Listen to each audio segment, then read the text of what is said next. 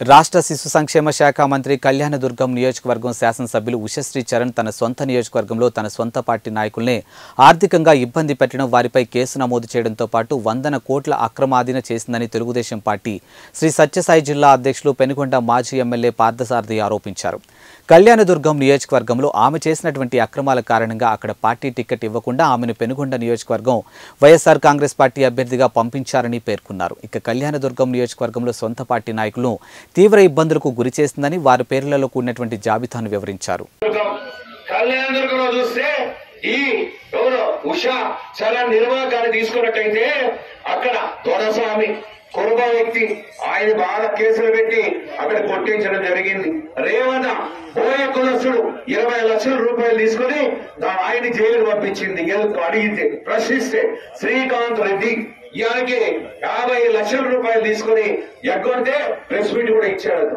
ఎగ్గొడితే ఆయన మన కేసులు భరించి జైలుకు పంపించింది.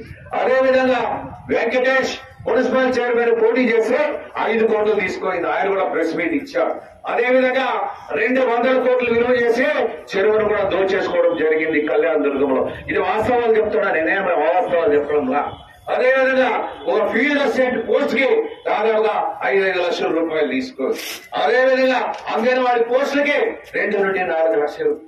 ఇట్లా ఇసుక కర్ణాటకకి అంటే మన నియోజకవర్గంలో కూడా జరిగింది. శంకరనారాయణ తమ్ముళ్ళు అదేవిధంగా అంగన్వాడీ వాళ్ళతో కూడా డబ్బులు తీసుకున్నారా లేదా? తీసుకున్నారా లేదా? తీసుకున్నారు. ఇవన్నీ కొల్లగొట్టడం జరిగింది. అదే చెప్తా. ఇప్పుడు నేను ఎప్పుడైనా అంగన్వాడీ పోస్టులు దాదాపుగా 400 పోస్టులు ఇచ్చా. ఎక్కడైనా అక్కడ కరప్షన్ జరిగిందా? ఎవరైనా ఇచ్చారా? ఇచ్చింది ఎక్కడ చెప్పాడు ఆయన, ఇచ్చింది ఎక్కడ చెప్పాడు పర్వాలా. లేకపోతే ఏదైనా పని చేస్తే ఎక్కడైనా లంచం తీసుకున్నానా? ఎవరైనా చెప్పొచ్చండి, ఖచ్చితంగా చెప్పండి, దానికి ఏం భయపడాలి. నేను తప్పు చేయలేదు కాబట్టి ఒక నిప్పులా మాట్లాడుతున్నాను ఈ సందర్భంగా తెలియజేస్తాను. అందుకోసమే ప్రతి ఒక్కరూ సమయం లేని మిత్రమా, నీ చేతిలోనేది మీ భవిష్యత్తు, మన నియోజకవర్గ భవిష్యత్తు. మన నియోజకవర్గంలో అభివృద్ధి బ్రహ్మాండంగా చేశాం. 2014 నుండి అన్ని ప్రాంతాలకు రోడ్లు ఇచ్చాం, స్కూల్స్ ఇచ్చాం, కాలేజ్ తీసుకువచ్చిన ఘనత మంది. 2 హై స్కూల్స్ ఉంటే 9 హై స్కూల్ చేసినటువంటి ఘనత మంది. బీసీ రెసిడెన్షియల్ స్కూల్ తెచ్చినటువంటి మన ఘనత మనదే. 500 కిలోమీటర్లు సిమెంట్ రోడ్లు వేసినటువంటి ఘనత మనదే. చెరువులకు నీళ్ళు ఇచ్చినటువంటి ఘనత మనదే. అదేవిధంగా కియా పరిశ్రమ తెచ్చినటువంటి ఘనత మనదే. కాబట్టి అన్ని మనమే చేశాం. ఎందుకు ఓడిపోయినా మనకు తెలియదు, అది లెట్ ఇట్ బి, దాన్ని వదిలేసేయండి. కానీ భవిష్యత్తులో నేను కూడా 37 సంవత్సరాలు మీ అందరికి కూడా ఆసక్తి మేరకు ఆకర్షంతో పని చేశాను. మీరు కూడా నన్ను ఆశీర్వదించాను. అన్ని రకాల ఆదుకోవడం జరిగింది. భవిష్యత్ ఎన్నికలు 24లో కూడా తప్పనిసరిగా నన్ను ఆశీర్వదించండి. తప్పకుండా నేను ఏ తప్పు పని చేయను. నేను కూడా శాసనసభకి పోటీ చేసేది ఆఖరిసారి. భవిష్యత్తులో తెలుగుదేశం పార్టీకి వెంట ఉంటాను. అదేవిధంగా పార్టీ ఏం చెప్తే అది నడుచుకుంటాను.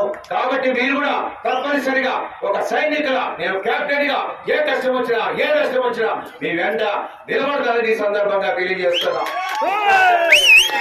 ఉత్సాహం చెప్పింది ఏమని, నన్ను దాటుకొని పోవాలి, మా కార్యకర్తల మీద దాడి జరిగితే. నేను మీ కార్యకర్తల మీద దాడి జరగలేదు, దాడి చేయలేదు. నీకు సిగ్గు లేకుండా నువ్వు మంత్రిగా వచ్చావు, మేము దాడి చేసే పరిస్థితి ఉందా? మీరు దొంగ కేసులు బనాయిస్తారు. ఇక 2 నెలలు మాత్రమే మనకి సాగుతాయి. 2 నెలల తర్వాత అదే తెలుగుదేశం పార్టీ నాయకులు, కార్యకర్తలు విజృంభిస్తారు. ఆ విధంగానే భూమికమైన తప్పనిసరిగా చాలా మంది వచ్చారు ఇక్కడికి. మీ అందరికీ పాదాభివందనం. నాకు వెన్నంటి నడవండి. ఖచ్చితంగా మీ కష్ట నష్టాల్లో నేను మీకు అండగా ఉంటా. పరిశ్రమ వచ్చింది, అలాంటి పరిశ్రమలు తీసుకొద్దాం, ఇంటింటికి ఒక ఉద్యోగం ఇద్దాం. అదేవిధంగా లేపాల్సిన ఆరోగ్య సబ్సిడీ దాదాపుగా 8,744 ఎకరాల స్థలం ఉంది.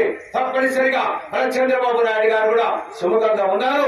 మన యువ నాయకుడు చెప్పాడు అన్నా తప్పకుండా కియా లాంటి పరిశ్రమలు, ఎలక్ట్రానిక్ పరిశ్రమలు 140 వరకు కూడా ఎర్రగొండ ప్రాంతానికి, హిందూపురం ప్రాంతానికి వస్తాయి. తప్పనిసరిగా మన పిల్లలకి అందరూ కూడా ఉద్యోగాలు మాట నిలబెట్టుకుంటాం, మాట మార్చే ప్రసక్తి లేదు. కాబట్టి ఒక పెద్ద ఆనకొండ వచ్చింది, మనకి 34 కిలోమీటర్ల పెన్నా నది పరివాహక ప్రాంతం ఉంది.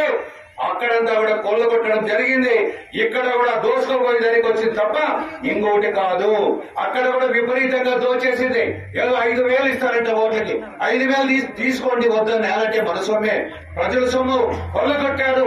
రక్తం ఏది పీల్చి పిప్పు చేసినటువంటి వ్యక్తిపర ప్రాంతానికి వచ్చారు. అక్కడ కోకోలుగా చరిత్ర ఉంది. అది పార్ట్ 1, పార్ట్ 2, పార్ట్ 3 ఇప్పుడు కాదు, నామినేషన్స్ అయిపోయిన తర్వాత బాహుబలి 1, బాహుబలి 2 ఏ విధంగా వచ్చాయో ఆ విధంగా కుంటారుగా ఆ చరిత్ర మీకు అందరూ కూడా తెలియజేస్తానని, తప్పనిసరిగా వచ్చే ఎన్నికలో ఈ మన పార్లమెంట్ అభ్యర్థిని కానీ మన అదేవిధంగా శాసనసభ అభ్యర్థి అయితేనేమి అన్ని ప్రాంతాలు మన 2 ఉమ్మడి జిల్లాలో కూడా 14 సీట్లు గెలిపించుకొని చంద్రబాబు నాయుడు గారు గిఫ్టిద్దామని ఈ సందర్భంగా ఈ అవకాశం ఇచ్చిన మీ అందరూ కూడా పేరు ధన్యవాదాలు.